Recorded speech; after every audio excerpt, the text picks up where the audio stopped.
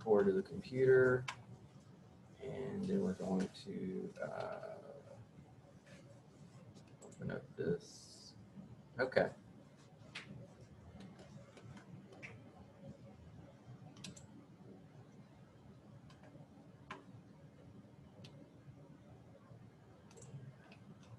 Where did we go? Here we go. Mr. Director, are you sharing a screen or something? Not yet. I'm about to, but I wanted to make sure you could hear me first before we started lecturing.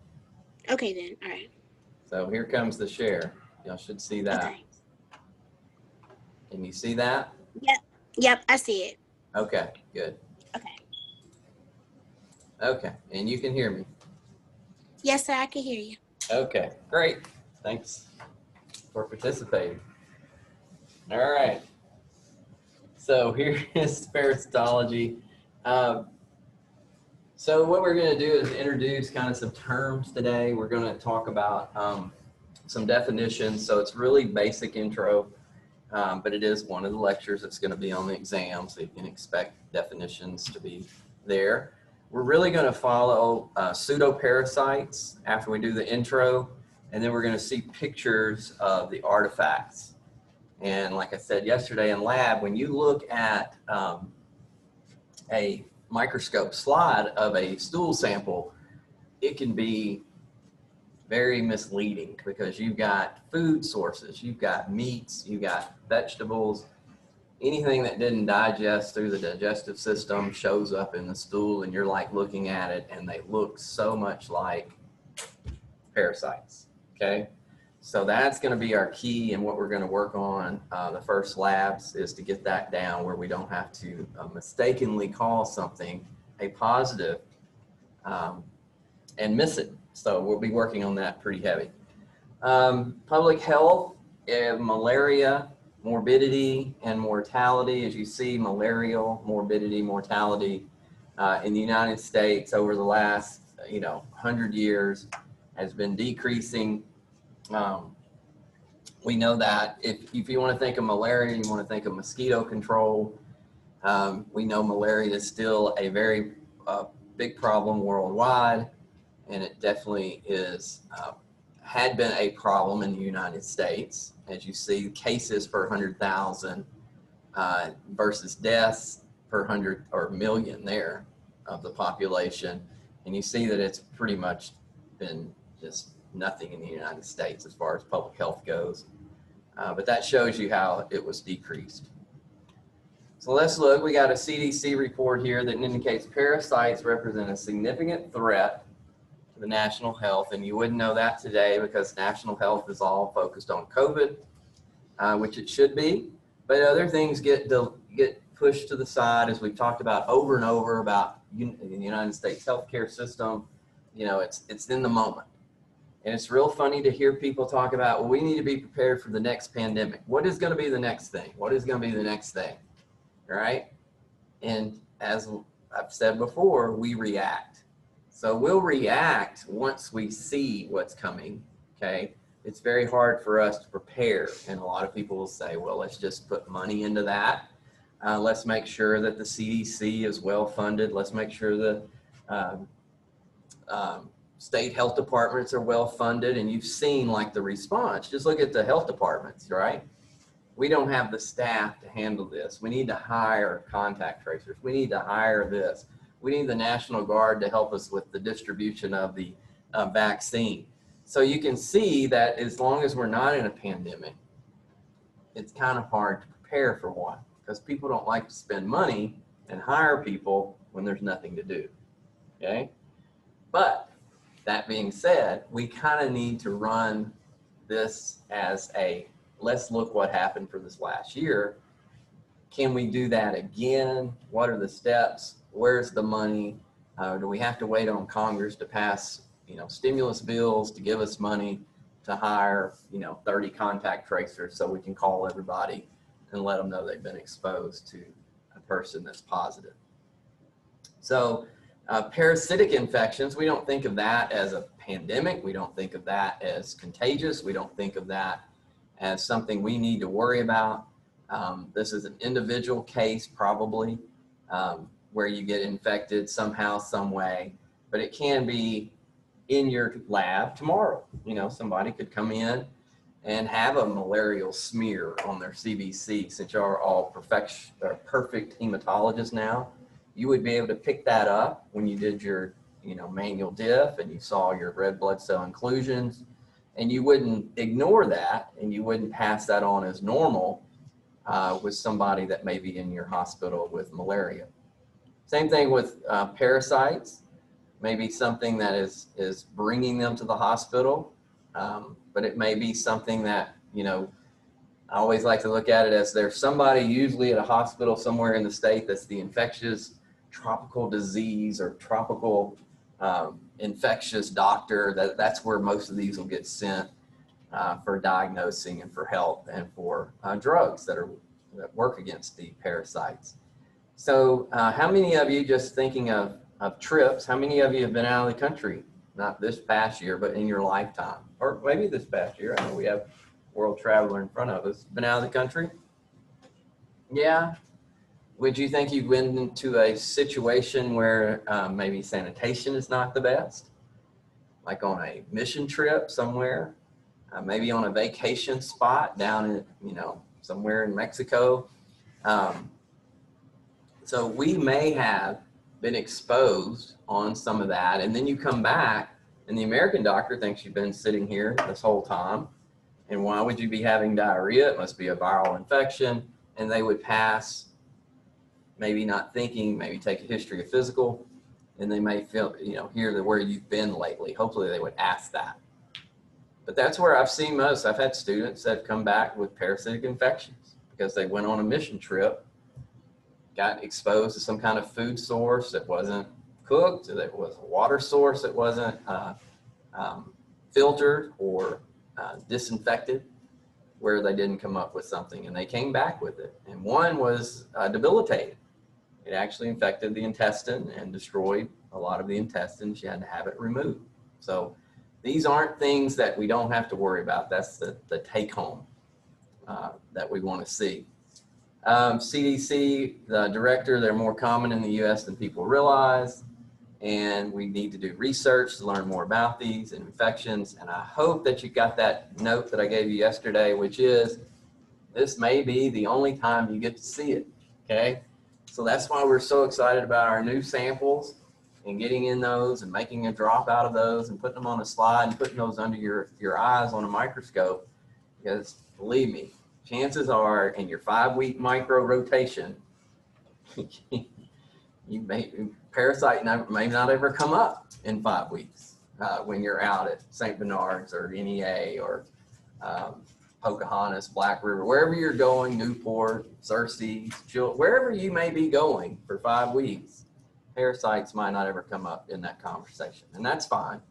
So take advantage of this lab that we're going to have twice a week and the samples we're going to be showing you, and, you know, get as much out of it as you can and stay in there as long as you can. Look at those slides as long as you can, because a lot of the time in the lab is going to be that until you feel comfortable. And I know some of you are going to be like, I saw it, boom, I'm done, and walk out and be done. Then there's going to be some of you that are going to look and look and look and never see hardly any, you know. Hopefully it's going to be obvious, it's going to be big, it's going to be there it is, and spend some time getting that view down so you won't miss these if you ever get a chance to do the stools.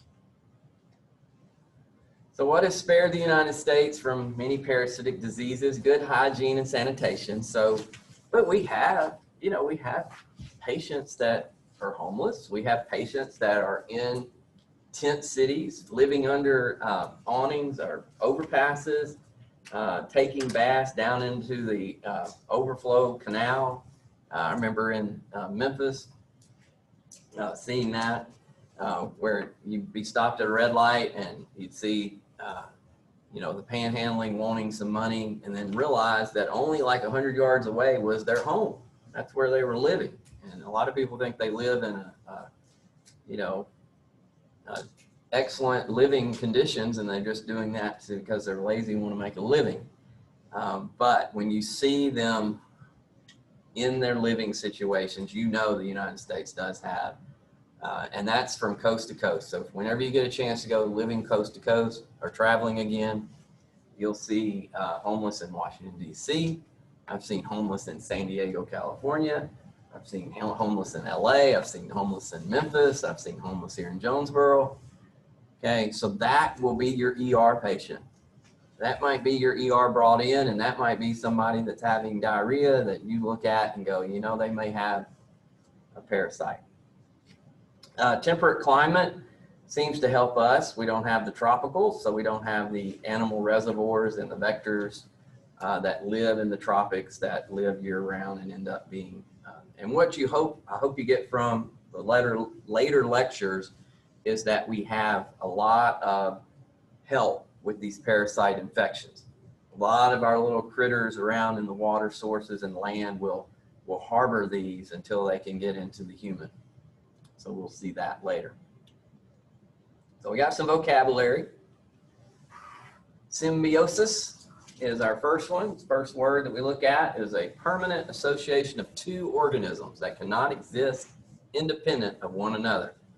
So that's a symbiotic relationship. One needs the other to survive. And the other one needs the first one to survive. We have mutualism. So these are review biology words back. You've had these since junior high. So I don't expect, I mean, if you still were confused, hopefully we'll get it finally straight.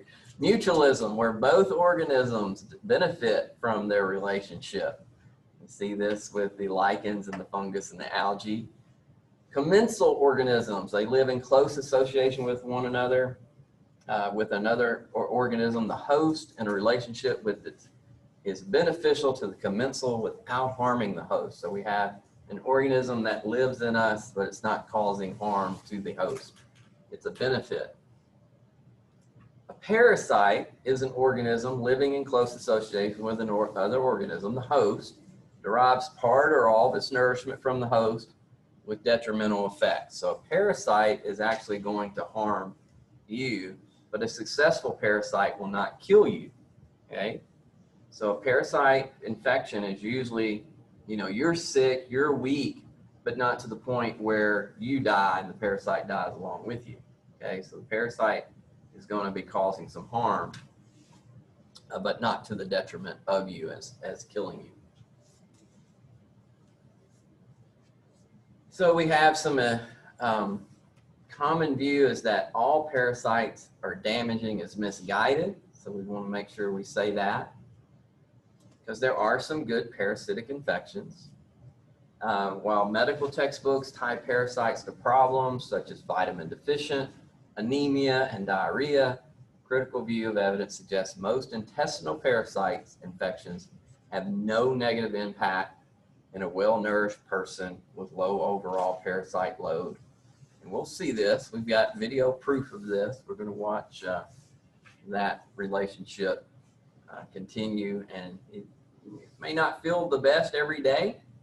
It might be a little unpleasant sometimes, but you know, you're not going to be bedridden. It might be a little ugly. Like we're going to see some that invade like the scalp of a lady that's on vacation. And I think of that, got a news story about my kitty cat, where somebody put on Facebook that we had a kitten in our neighborhood that looked like a dog had gotten hold of it and bitten its neck. And so I went looking for it because I had a mama cat and we'd just given away her kitten. So she went down and the little kitten wouldn't come out, but when mom cat went down there, he followed her back to our garage. And it just looked ugly. It was swollen and its hair was missing. And did I tell this story already? I feel like I have. Good. I haven't told this story. I thought maybe I told. Okay, because it's a parasite story. So it wasn't a dog bite, but I didn't know that. So I gathered up the kitten. It ate. Nothing seemed to be really wrong with it, but nobody claimed it. Nobody wanted it. So the Humane Society said I could bring it to them. And when we checked it in, they came back and they said, oh, the vet just pulled out this grub from the neck of the kitty cat. And it was a botfly grub where a fly landed on the kitten's neck laid its egg on the neck, and it invaded the tissue, and it made a cocoon inside the tissue. And some people are like, oh, I see those all the time on rabbits and stuff, but this is the first one I've seen on a kitty cat. So anyway, that cat's now got a new home. I think they named it Scooter, I think was the name of it. He went off to a new home, but you know, parasite load. So we have a video that shows one of you went on vacation, got bit by a fly, and ended up with that same kind of situation. So not just on little kitty cats in the neighborhood, it could be on your scalp. Recent studies suggest that pathogens and gut bacteria can help protect against autoimmunity. A number of studies in animal models have highlighted an important role of pathogens, demonstrating an autoimmune disease prevented by infection with bacteria, viruses, and parasites.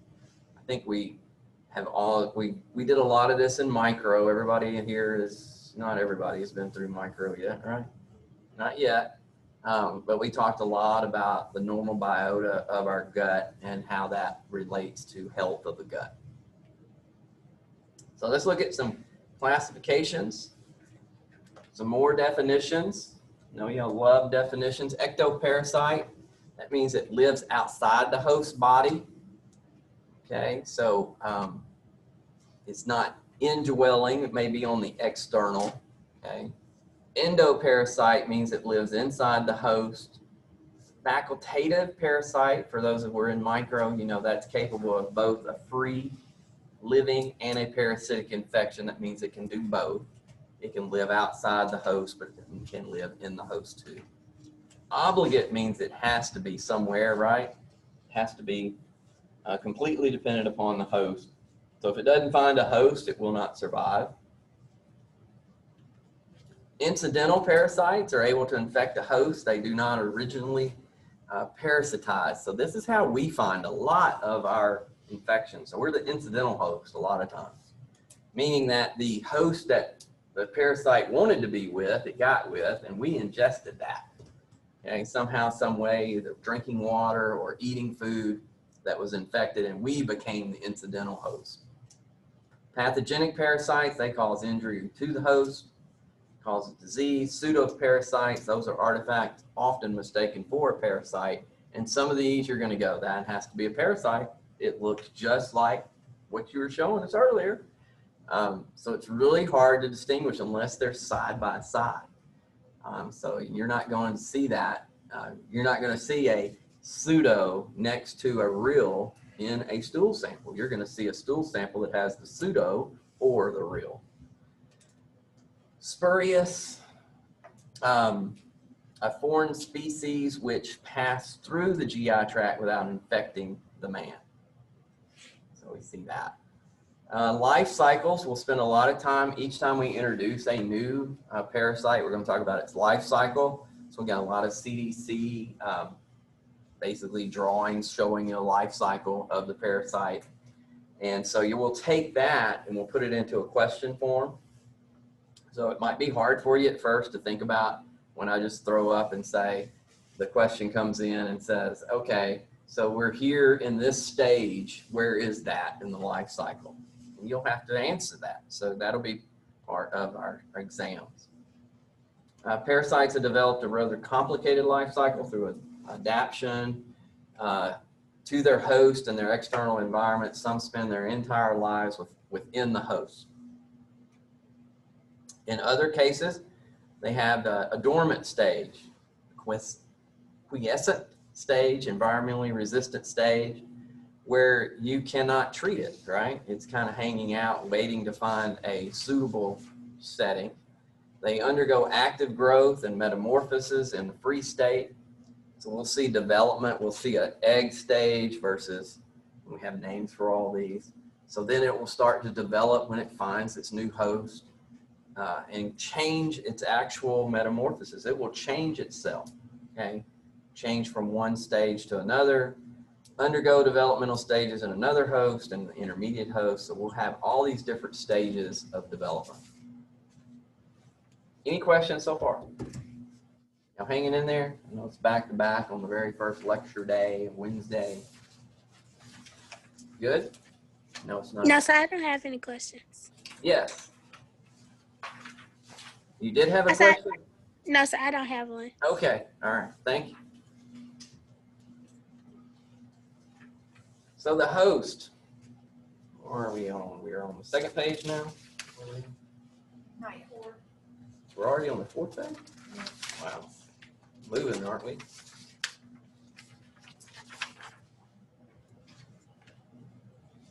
On the notes, we're still on. Oh, okay, that's what I said, like fourth page on the notes. I'm like, wow, we were flying through this stuff. Like, I didn't even think we had 4 pages in notes. All right. So let's talk about life cycles and the definitions again. So a definitive host. Definitive is the harbor, the adult parasite, or the sexual stage. Okay, so there's going to be like an egg stage, kind of like, and then they'll come out of their egg, and there'll be an asexual stage. And then if there is like a male and female sexual stage can happen, and that's going to happen in the definitive host. So harbor the adult by itself, or 2 adults that could undergo the sexual stage in the host. Okay, so we have a reservoir host. That's different.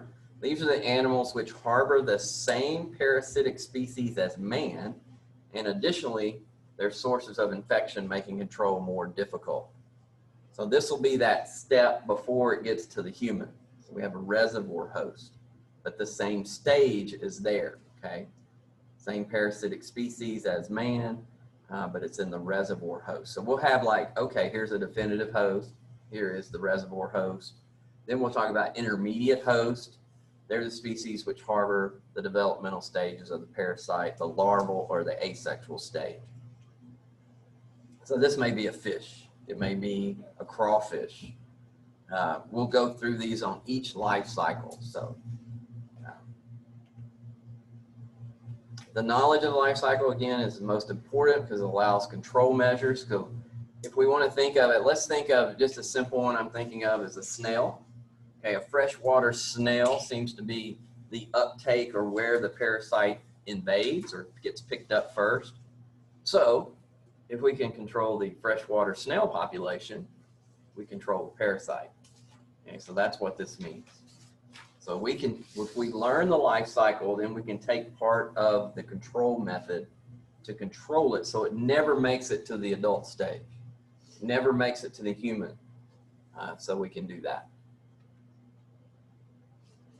So we'll talk a little more about host-parasite relationship. So it's usually this is key. The number of organisms present can affect the severity of the disease. So we take the example of the hookworm. If you get a few hookworms, usually no apparent injury, asymptomatic infection. Got some hookworm. Don't really know, but if that number of hookworms grows to large numbers, there may be blood loss causing anemia. So we may pick up a CBC anemia. Ascaris is this large worm. In large numbers may cause intestinal obstruction, leading to the gangrene and death. Okay, so blocks your intestine. So it gets so big and so massive, and I think we have some, jars of that. How many of you have puppies? Anybody got a puppy? They got a puppy? Treat it for heartworms. Okay. Think of that. We think of the female worm gets in the heart of the dog and can block the flow of blood through the heart, causing weakness and congestive heart failure for the dog. Entamoeba histolytica, and don't worry about these names right now, okay? Anybody download the big list from the lab slides yet? You looked at that? Good. All right, so we're gonna have fun with all the names again. This histolytica produces a proteolytic enzyme which erodes the intestinal wall, leads to ulceration and bleeding. The patient then begins to show signs of dysentery, diarrhea, blood, and mucus. So if you have an intestinal parasite, usually the diarrhea is there, usually the blood loss is there, the weakening and fluid leading to dehydration, and that may or may not lead to death of certain populations that get infected. Large parasites produce damage by mechanical means. Busky here may damage the intestinal wall because of its powerful suckers, and we're going to see a picture of the busky here in a minute. And Ascaris is a large muscular roundworm with large outer cuticle, able to perforate the bowel. So definitely all over our intestines here. So there is a large busky. It's got this large sucker, almost like a leech look to it. And you can see that it does have a digestive system, so that's kind of key not to mistake it for other things. Here's an Ascaris worm here that's taken out. That's one. Okay, this is kind of the pictures. I don't know if you came in as a high school student, but I know Mr. Payne had these out and about for you to see. So there's part of your diet that is, it's like pro-parasite. High protein diets are unfavorable to some protozoans. Carbohydrate rich diets favor the growth of certain tapeworms. So loaded up with sugar, the tapeworm loves it. Poor nutrition affects the immune system, so that puts you more susceptible to disease.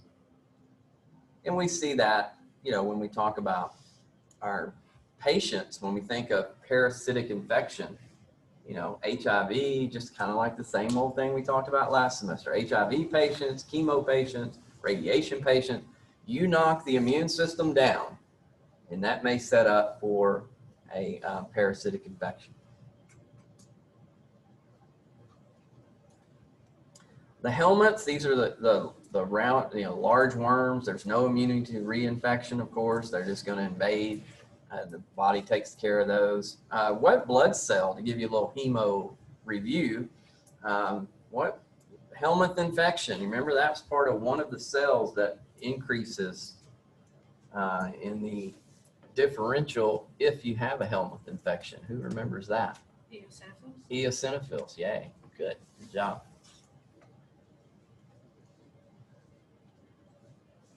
All right, so now we move on to the fun part, the pseudoparasites. So we kind of had the introduction. Now we're going to talk about the pseudoparasites and what they look like. See slides of them. You remember your midterm will have pseudoparasites on it. So some of these slides that you're going to see are going to come back to you on the midterm lab. So when we look microscopically at the feces, reveals the presence of amorphous material. And are y'all all taking body fluid, urine and body fluids now, or you've already had it?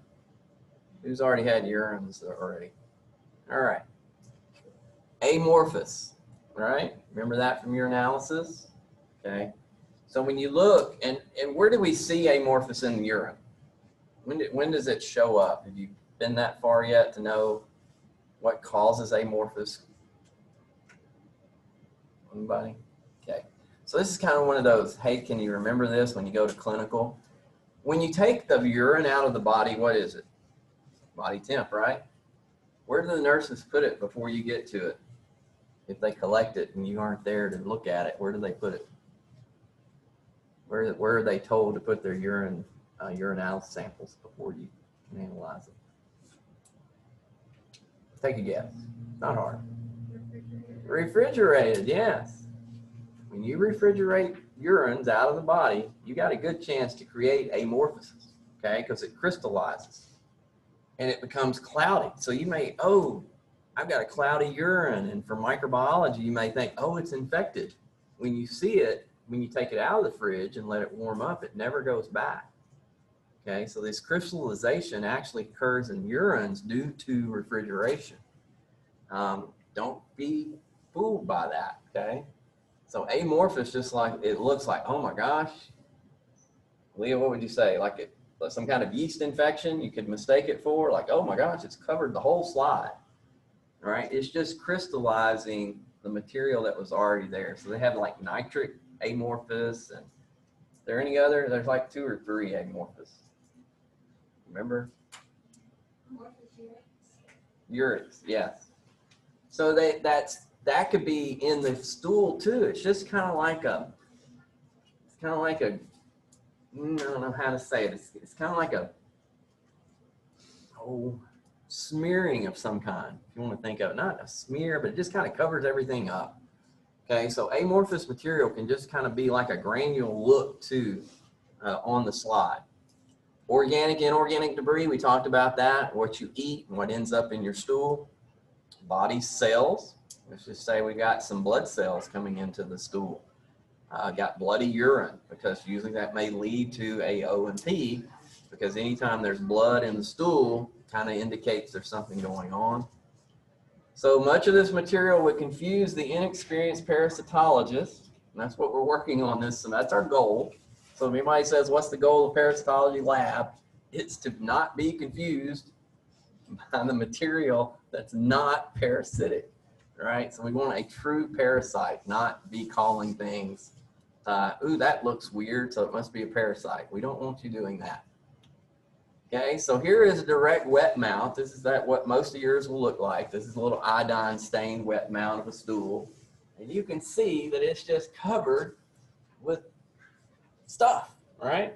So those can see, pick out me a parasite. Pick out me an egg. Pick out me something that looks like I would say, yes, they're positive for parasites here. Anybody? We'll shoot for one. These little ovals with the little caps on the end. That's a good one. I like that. The little footballs, right? See anything else that may be double walled around, got a little hard look to it? Some of them look like acorns. And so can y'all see my pointer here? Well, we're not on camera, so I'm just come out. For those that are on Zoom, I'm coming across. So here are the little footballs I'm talking about. It's like got the little end caps. Here, that looks like it's got it walled off. Don't know for sure. That's a pollen granule. This one has a little space between the wall. So hopefully you can start seeing some of these. And this is kind of where we'll be looking, kind of look and kind of figure out what we got going on. So we want the obvious, okay? So here is the amorphous material, and I'm kind of talking more like this right here. This just kind of looks like picked up the stain. Is there anything there? And you know, you asked the students last year what was so hard about parasitology. It was the fact that they spent, you know, time looking at their slides and may or may not realize that they were looking at something or finding something. Sorry. Here is barium. When do we give barium in the hospital? Where's barium come from? Anybody? Don't they, like, when they do an x-ray? Yes, barium is like it's like a dye, right? Yeah. Barium enema, where they light up your, for an x-ray, right? So barium is given as contrast. It may show up in the stool like this. So this is what I mean by just a lot of, you know, what is all that, right? And when you see amorphous on the urines, you'll start to pick that up. How many are in your analysis right now? Is that everybody? Good. Another barium, you know, it just doesn't really look like much, but it's just kind of there. And it's kind of like, well, do I ignore that? It's covering up a lot. It could be hiding something. You know, it just looks like there's something I should be saying about it, but we really just want to say amorphous scene.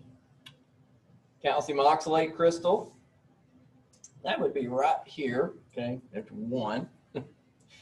It kind of has, you can find them, you know, this is eating your diet, you'll see these in urines, but, you know, what is this over here, all right? So that was where I would focus my microscope over in the left lower corner, looking to see if that has some kind of definitive look to it. There's the crystal right there in the middle. We have polymorphonuclear leukocytes, PMNs. This can really mess some people up, okay, because it may look like an entamoeba nuclei.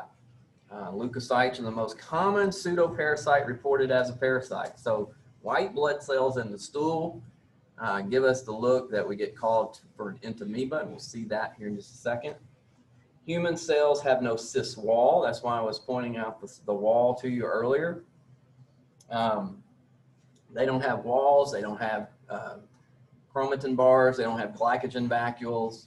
They have a high number of nuclear to cytoplasm ratio. So that's key for your leukocyte. All right, so here is a fecal leukocyte with a trichrome stain.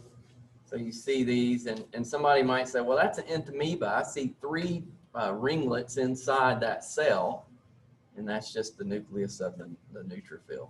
So we'll see the ringlets with entamoeba later, but that's where the confusion can occur.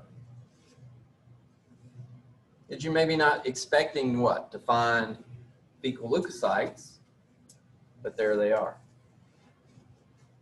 So you can really be confused with those with entamoeba. Here is a charcot-laden crystal, right? Just stained, it comes up, it stains beautiful, picks up the trichrome stain, and you think, well, that looks like something that might be a parasite, but it's not. These would be under the pseudoparasite label. These will be on the midterm. There's another crystal. Another crystals.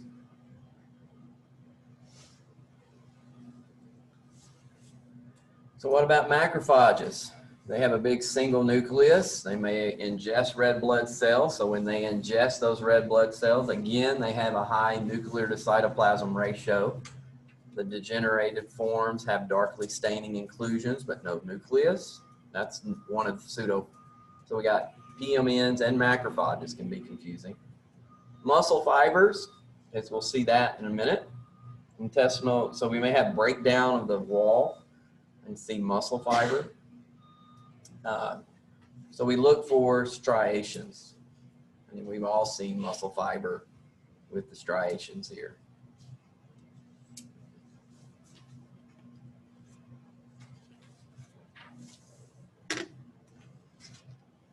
Yeast, oh, yes, all right. So yeast commonly found in stool specimens. They are not significant, but are frequently confused with chylomastic methanelli, cyst, okay? They look about the same.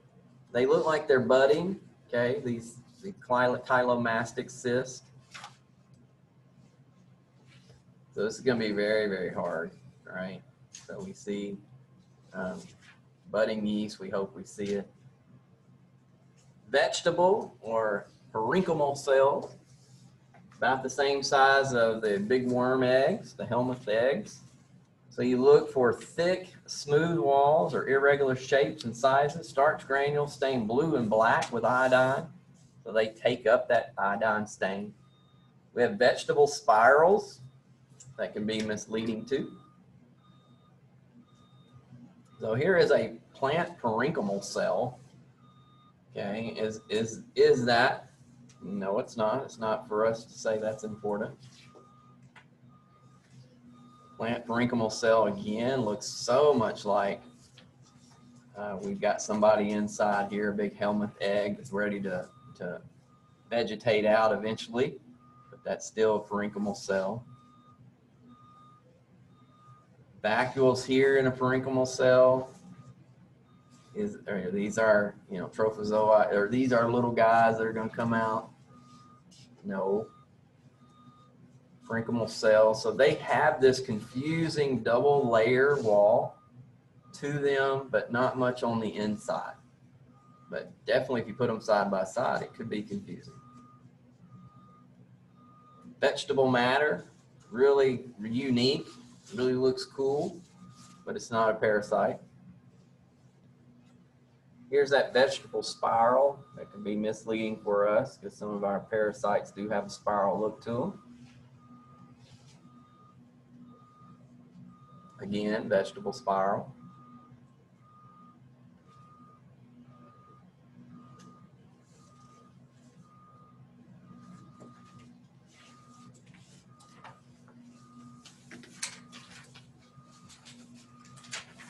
So we have more. We have plant root hairs. They resemble the hookworm larva, but like I pointed out before, you don't see the inside.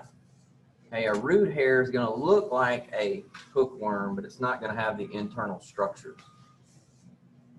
So oh yeah, there's our mouth and there is our intestines. You remember when we looked at the busky earlier, right? And I said, oh, check out that intestinal moving through. And this is a plant root hair. It just doesn't connect. So it kind of has that same appearance. These are our spurious parasites. Remember, those are the ones that go straight through the intestines without causing any infection. Oil droplets can resemble cyst forms. Plant nematode eggs ingested with the root vegetables appear in the stool. Pollen grains, okay, we're going to see that. We got definitely some examples of that for tomorrow. Diatoms, algae is a diatom.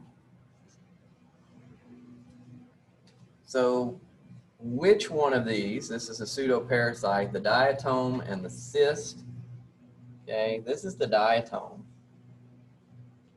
okay, and this is the cyst. So we see a little difference in them.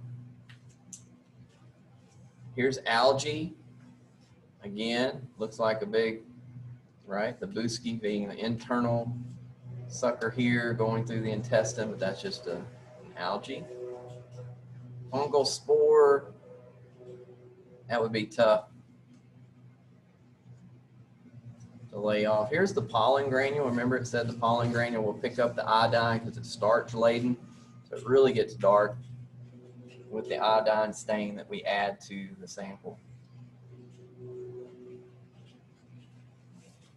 These are, it would be so hard not to call these because these mushroom spores have every look of,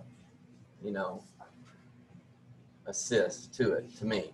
That's very, very hard to distinguish. But when you see that double, right, it just looks like something that would be moving on to a different life cycle.